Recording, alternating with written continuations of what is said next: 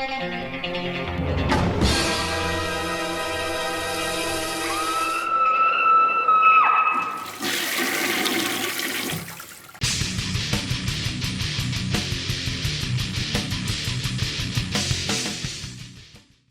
up, guys? Thralls of Metal here. I'm Shredlord, back with another review. This time, I'm here to bring you the 2018 release of Lord Vampyr's Death Comes Under the Sign of the Cross. Now, this is one of the ones that Screaming Toilet had sent us. It was released under Greece's Sleazy Rider Records. So, let's go ahead and dive right in. Now, right off the bat, when I saw this album, I looked at the cover and I was like, holy shit, that's pretty cool. Like the logo. The artwork looks sick as fuck. Looking at this, I thought, I'm probably going to get some kind of a black metal album, or maybe like some death metal, some blackened thrash, whatever, something, right? That's not what I got. Okay. Lord Vampyr, or whatever he wants to call himself throughout the years. Now I think he's just a solo act. Basically has a handful of musicians that help him create. Was formed in 2004, I believe. It started off as just a solo project. Alessandro Nunziati, I believe that's how you would say that gentleman's name, basically started a band. It was a solo project at first. It became a band called Shadow's Reign, which was more of like a symphonic kind of black metal, a la Cradle of Filth kind of vibe. Then his entire band left him, and so he carried on as Lord Vampyr. Altogether, they have about 6 albums total, this being their latest release, number 6. So the first thing I'm going to talk about that really struck me when I listened to this album as a whole is the instrumental tracks. Out of 10 tracks, there's 3 instrumental tracks. The introduction, which starts off with the sound of war going on. Basically, it sounds like swords clanging, shields bashing, guys screaming, blah, blah, blah. Very cool, right? Well, it goes on for like 2.5 minutes, and finally I'm like, okay, man, are we going to get some music? Then I start hearing something faint in the background. It was like some kind of folk music out of like Baldur's Gate or Skyrim, some half-ass lute sound coming in after way too long of battle sounds. So I'm like, man, this doesn't sound that promising to me right off the rip. So let's keep going. So it kicks off into the next track, and immediately I noticed a bunch of different things. Number one, Lord Vampyr is a King Diamond disciple who cannot sound anything like King Diamond. He tries very hard to be like the King, and he falls flat every time. He doesn't have very strong, clean vocals, okay? And then sometimes when they do like layering like choruses and backing vocals and stuff, it brings that out to the forefront even more, and it's a little bit cringy at times, to be quite honest with you.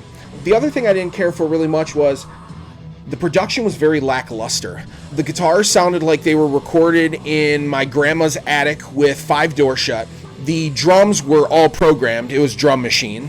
So that's okay, but honestly, the drums are what sounded the best. And then when I looked further into it, I go, oh shit, they were programmed, so they were made to be perfect. That's why. I didn't hear any bass whatsoever. If it was there, I guarantee it was with a keyboard, which is kind of lame as shit. The songwriting was very lackluster. At times, it sounded like old school Judas Priest throwaways, or just like insert D-fall metal riff here and hope it goes over well. And then mix in some weird sound effects, and in the lyrics too. That's another point of this album as I listen to it. Like tracks like Christ Vampyr and Iconoclast Heresy. It almost makes me wonder, do you know what those words mean? Or did you just go, the Wheel of Metal words? Yeah. Okay. Well, oh, fuck it. Christ Vampyr. What the fuck? So, the lyrics were cheesy. The production was lackluster. The guitar sounded terrible. The playing was okay.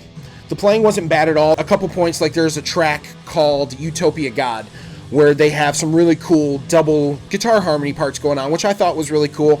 And then going back to the track Christ Vampyr, there had a decent lead on it. So overall, it was mostly a miss. Every once in a while, they did hit on some stuff. Now, going back to what I was talking about in the beginning is the instrumentals. So we started out with that intro. That's instrumental number 1, like we talked about. Instrumental number 2 was a track called War, which was basically like a minute and a half of some random sounds and then back into the album. And then the very last track. Here's what sealed this album's fate for me as far as me not liking it 100%. Track number 10 is 9 minutes of those same battle sounds that started off the album. I don't know what they were trying to pull across or what kind of, artistry they thought they were making when they made a 9-minute track of just not one instrument was played. Okay. Why even have that shit there? Why, if you take those lame instrumentals out, you got 7 tracks and a little bit better cohesion versus, well, let's start it out random as fuck. Let's stop it for a minute. We're going to be really theatric. Just kidding. Now we're going to go to the end and you're going to listen to 9 minutes of fake people dying, because if the drums were programmed, obviously the sound effects are programmed. So what, they go back to plug in the Xbox, load up some Baldur's Gate, smash on the X button, and then hit the record button? That's honestly how I felt.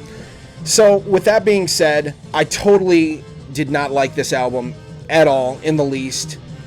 And for that reason, I gave it 1.5. Nothing personal. I'm not trying to bash on these guys, but I just feel like this album totally missed on so many levels that it was very hard for me to find something positive to say about it. So there's my opinion, and as always, I look forward to hearing if you guys have heard this album, or if you guys end up checking out this album, what you guys think as well. If you like what you saw here, please hit the like and subscribe button. We are the Thralls of Metal. Thank you for watching, and we'll catch you next time.